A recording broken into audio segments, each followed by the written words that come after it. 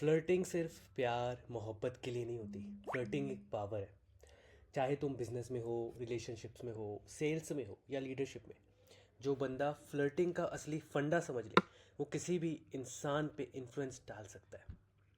मतलब बिना कुछ फोर्स किए, बिना ट्राई हार्ड बने लोग तुम्हारी तरफ अट्रैक्ट होंगे। Best CEOs, lawyers, marketers, team leaders, sales people और इवन पॉलिटिशियंस अपनी कम्युनिकेशन में फ्लर्टिंग का सटल मैजिक यूज़ करते हैं। तो दुनिया का बेस्ट फ्लर्ट का सीक्रेट क्या है, चलो समझते हैं। लोग सिर्फ उस चीज़ को चेस करते हैं जो उनको इजीली अवेलेबल नहीं होती। मैंने पहले भी ये बात की हुई है अपने प्रीवियस लेक्चर्स में। इसको एक हिस्टोरिकल एग्जाम्पल समझते हैं। मैरिलिन मोनरो, स्पेलिंग बोल देता हूँ, MARILYN MONROE, सिर्फ सुंदर नहीं थी, उनका चार्म और सिडक्शन का गेम ही अलग लेवल का था। उनकी स्ट्रैटेजी पता क्या थी? पहले किसी बंदे को अटेंशन देना, फिर हल्का सा इग्नोर कर देना। इसका रिजल्ट, बंदा पागल हो जाता था क्योंकि उसको उस अटेंशन की आदत लग चुकी थी।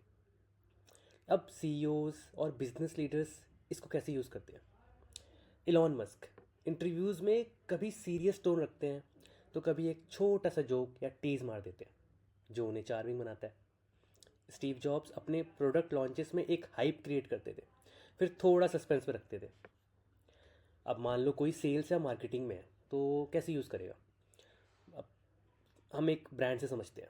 Luxury brands like Rolex, Ferrari अपने प्रोडक्ट्स को लिमिटेड रखते हैं जिससे लोग उनको और चेज करना चाहते हैं।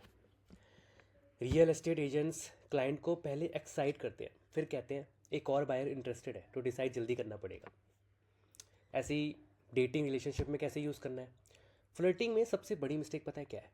एकदम ज़्यादा इंटरेस्टेड दिखना। ये वाली बात भी मैंने प्रीवियस लेक्चर्स में करी है, लॉ ऑफ सिलेक्शन की सीरीज़ में ही करी है कि एकदम ज़्यादा इंटरेस्टेड दिखना। अगर तुम इंस्टेंटली रिप्लाई कर रहे हो, हर वक्त अवेलेबल हो, तो सामने वाले को लगेगा कि तुम इजीली मिल गए।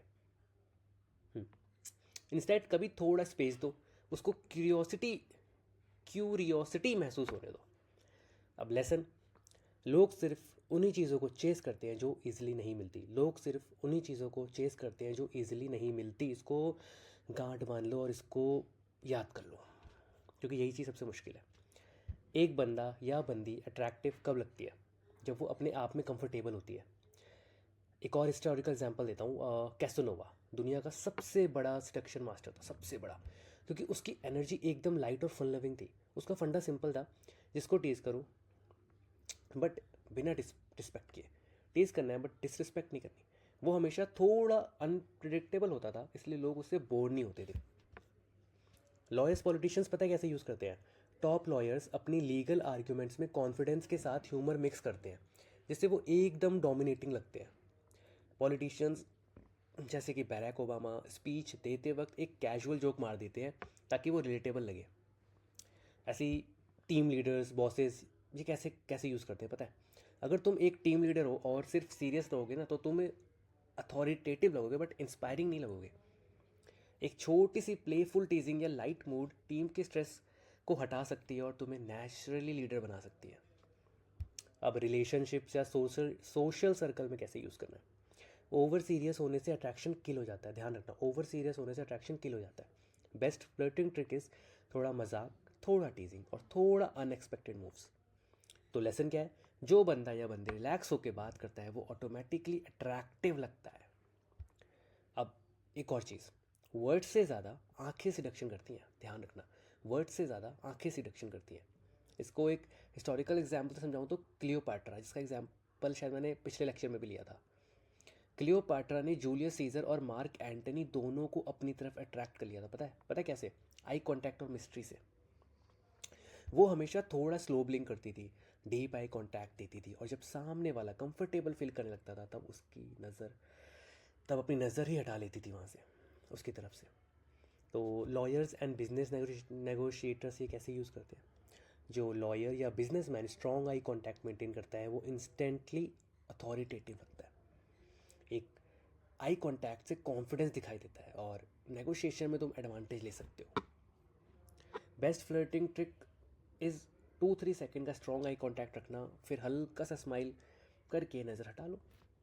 ये एक से साइंटिफिकली प्रूवन ट्रिक है जो लोगों को सब कॉन्शियसली अट्रैक्ट करती है। क्या? 2-3 सेकंड का स्ट्रॉन्ग आई कांटेक्ट रखो, फिर हल्का सा स्माइल करके नज़र हटा लो। तो दिस इज़ द वे।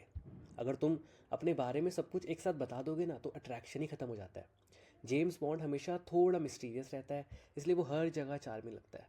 वो सब कुछ डायरेक्टली नहीं बताता, जो क्यूरियोसिटी क्रिएट करता है। इलॉन मस्क और जेफ बेजोस कभी अपने फुल बिजनेस प्लान्स रिवील ही नहीं करते, इसलिए लोग हमेशा एक्साइटेड रहते हैं। एप्पल अपने न्यू प्रोडक्ट्स की मिस्ट्री बिल्ड करता है ताकि क्यूरियोसिटी बनी रहे।